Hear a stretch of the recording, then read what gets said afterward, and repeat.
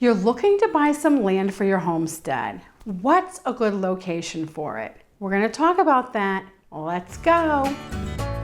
Welcome to Becky's Homestead.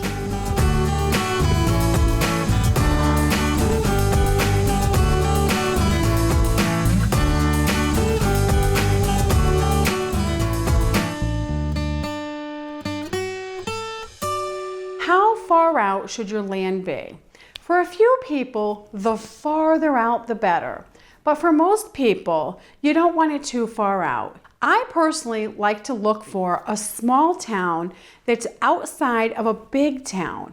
And what I mean by a small town, it's a low population, maybe 3,000 or less. You want to be in a small town so you get the small town feel for your homestead and the small town lifestyle, but you want to be close to a bigger town so you get all the modern conveniences of shopping, a good hospital, and access to some jobs. I mean, a lot of people still will have to work, especially in the beginning, building their homestead and getting it set up and getting it running.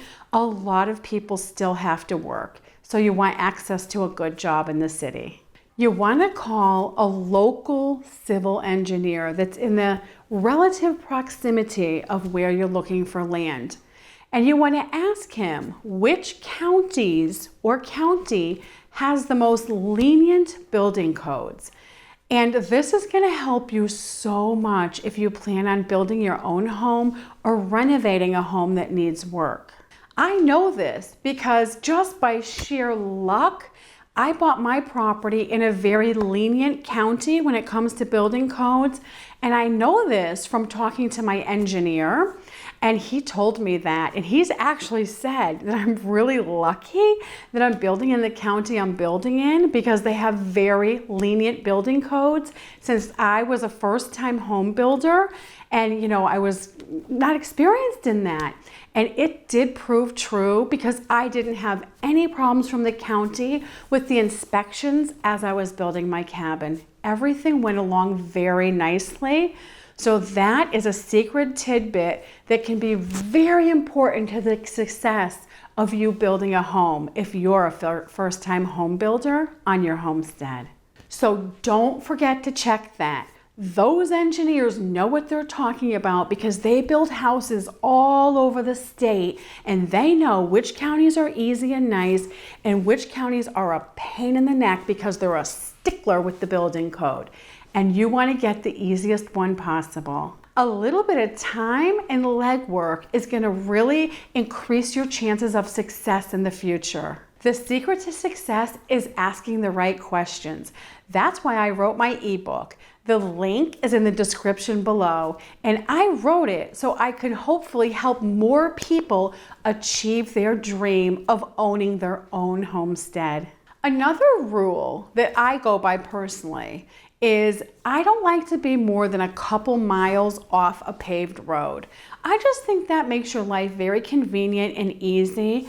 If you're miles and miles and miles down a dirt road, for one, it's very hard on your vehicle and you're going to have to do costly vehicle repairs. Also, it's very stressful to go bump, bump, bump, bump down a dirt road when you're tired after a long day of work or whatever you might be doing, Another thing you want when you're looking for the location of your land is low property taxes. Most of the time when you find and figure out which counties have low property taxes, it is going to be a poor county.